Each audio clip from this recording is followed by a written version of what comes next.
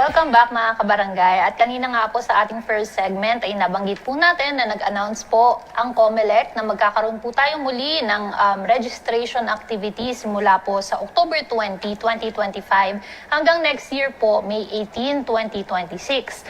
At nabanggit din nga po natin na kasama po dyan ang magpapa-reactivate para po sa mga new registrants din po natin at of course yung application for transferees na ngayon po ay isa-isahin po natin mga kabarangay bilang refresher lamang po yung proseso at yung mga requirements nga po na para po sa October 20 ay handa po ang ating mga kabarangay.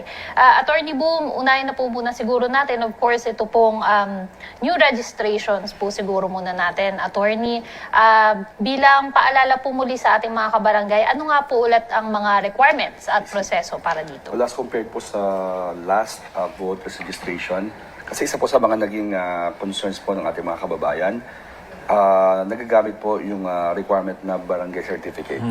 Kapag hindi ka kakampi, hindi ka i-issuehan. So wala kang way para makapag-transfer or makapag-register.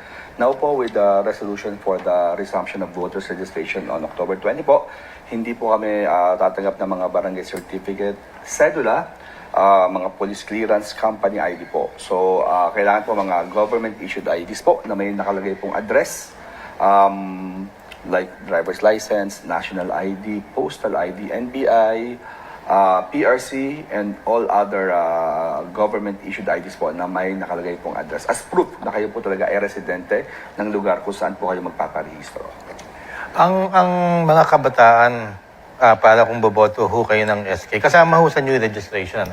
Yes po. Kasi meron ho tayo nabasa na kasi since, assuming na November 2, 2026 po yung election, halimbawa, pwede na ho sila magpa-register kasi di ba dapat 15 up ba? 15 Yes up. po, 15 po. Yeah. 15 up to 30. Tama po. Yan. Pag ang birthday ko, halimbawa, 14 years old ako ngayon. Ang birthday ko ay October 27, 2026. Tsaka pa lang ako mag-15. Pero boboto ako sa November 2, assuming na November 2. Ang sabi ni COMELEC chairman daw po, papayagan po daw magparehistro. Basta magpakita lang po na ng valid ID na may birthday. Yes po, tama po. Birth certificate po.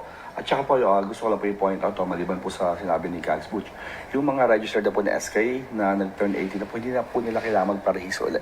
Kasi automatic po sa aming database na sila po ilalagay po sa kartilya ng kabataan, and at the same time, pwede silang bumoto sa barangay or regular elections.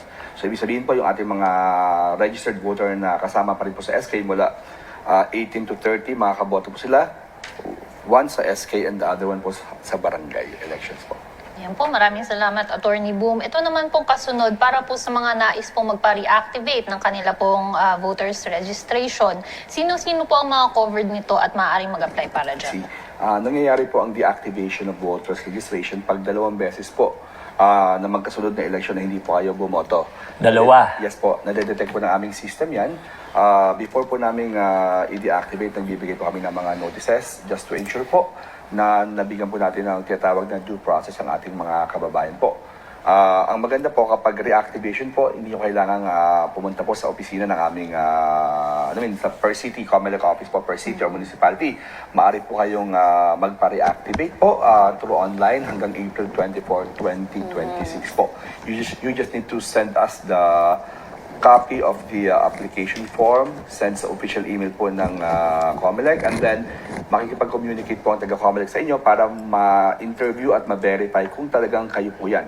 When we talk about reactivation po, dapat parehas po ng information, same address, or kung gusto nyo po na mag-transfer, dapat po same district para ma-accommodate po kayo sa aming online reactivation. And kasama din po dyan yung correction. Kung dati po ay single at nakapag-asawa po kayo, kailangan nyo pong i-present po yung marriage certificate po para masama po sa reactivation yung pagkakorek po ng inyong voters registration. Attorney, ulitin ko lang, yung pag-verify ng COMELEC, COMELEC mismo ang tatawag sa nagpapa-reactivate. Yes po, magsisend po kami ng reply para ma-schedule po yung interview. We do that either through Zoom, Messenger or Viber. Depende po sa platforms na mas komportable po yung ating mga voters. Para lang malaman po namin na siya po mismo yung gusto magpa-reactivate kasi we can verify that through our database, maliban sa information, yung kanyang picture po. Para maiwasan po. Ginawa niyo na ba yun to? Ito yung bago. No po, ginagawa po namin to yung online reactivation po.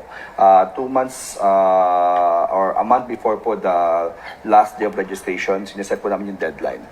Kaya po yung may mga kababayan po tayo na hindi nila kailangan pumunta sa amin, kundi kailangan lang po nila mag-send sa amin ng application form sa aming official email. In fact, yung based sa experience ko na nasa Pasay po ako, nakapag-online reactivation po ako sa mga generals kasi hindi sila makapunta sa aming venue. Galing okay yun Yes po. At least hindi napupunta, di ba? Yes po. Pero i-clarify ko lang, no? Pag 2 beses kang hindi bumoto, Yes po. pwede ka magpa-deactivate kasi masisilip yun at madi-deactivate kayo. Yes po. Paano, attorney, kung 2 beses akong bumoto sa isang araw? Hindi, joke. Flying voter lang. Detected po namin yun kasi meron po tayong Flying voter. na automated fingerprint identification system under the Omnibus Election Code at other Comelec resolutions po kasi ang double or multiple registration is an election offense. Kaya just in case po na nakarehistro po kayo and then kala nyo po pwede kayong makarehistro para makaboto ng 2 beses sa magkaibang lugar, pinadadala po namin sa notice para burahin po yung kanyang new registration para maiwasan po yung mga flying voters. Buray niyo, parehas. Pananamantala yung gagawin. Pero ayan po, maraming salamat, Attorney Boom. Ngayon, pinapadali na po ng COMELEC yung proseso po para sa ating reactivation. Ito naman, Attorney, para po sa mga nais po mag-apply for transferees. Ano po ang mga kailangan para dito at ano po yung proseso nito? Same din po siya ng regular application for registration.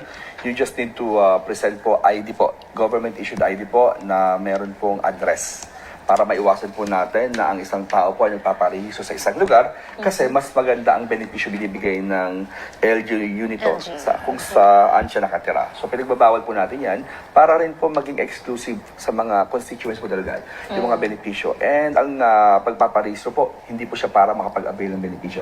Kaya po tayo nagpaparehistro para ma-qualify po tayo makaboto at mamili ng tamang mamumuno sa ating munisipalidad or lungsod po. Attorney, para makapagpa-transfer ka, supposedly, how many months na nakatira ka dun sa pagta-transferan mo?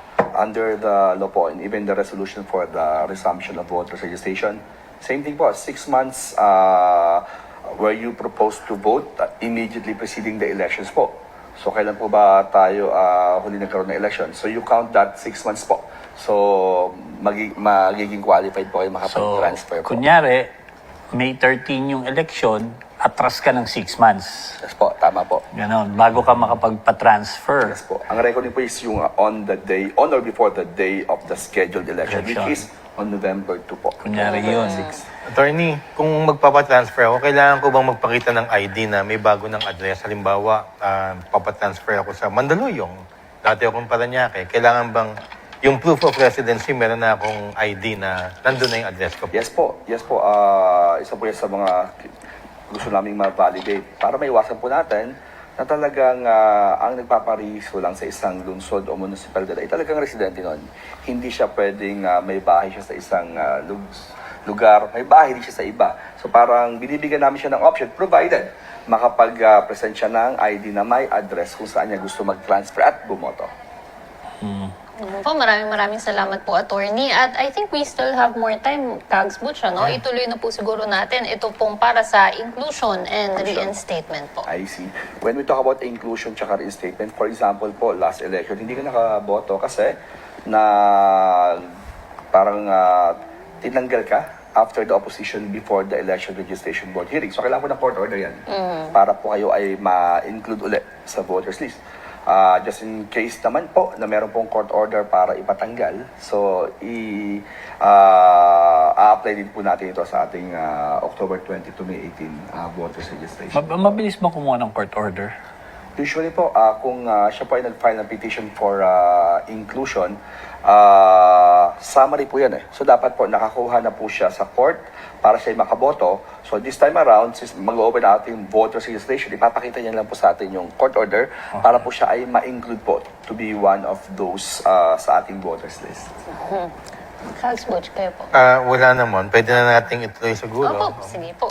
Ito naman po, nabanggit niyo po kanina, Attorney Boom, para po doon sa mga single na ikinasal na po at magpapapalit po ng pangalan at para na rin po siguro doon sa mga magpapakorek po ng kanilang data or yung entries, ano po yung mga proseso nito. Kung ang inyong voters registration ay single at now married na po kayo, unang pag-isipan nyo kung gusto nyo talaga magpalit ng pangalan. Kasi once nagpalit na ng pangalan, kailangan nyo ng court order para mapalitan po yan or mabalik sa from single to married to single. Tapos So, maghihiwalay, no? Yun nga po. Kaya I always say that sa ating Pag-isipan po nga, no? mabuti. babaeng gusto mag-publish, sabi ko sigurado ka ba talaga?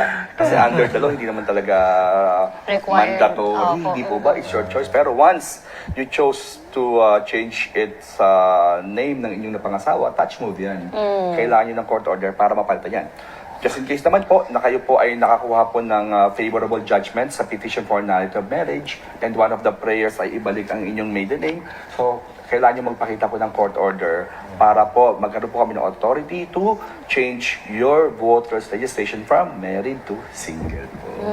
Medyo technical pala, attorney. Same process din po ba, Attorney, para po doon sa mga magpapakorek or papa-update lang? Yes, same process. Okay lang ba mag-share ako now? When I was still in Pasay, ako, a very funny experience to. May isang voter na babae na gusto magpapalit po ng from married to single. Ngayon, hiningan po namin siya ng order ng court. Sabi niya, pinayagan kasi siya dati na ilagay yung married kasi akala niya kapakasalan siya nung lalaki. So something like that, sabi ko, Advance mag-isip? sabi ko, kailangan niyo pong magpunta sa korte kasi wala pa kaming authority na magpalit ng inyong voters records po. Wala din Unless siya. may court order na nagsasabi na ibalik ang inyong pangalan from married to single po. So excited siya. Advance lang po, advance.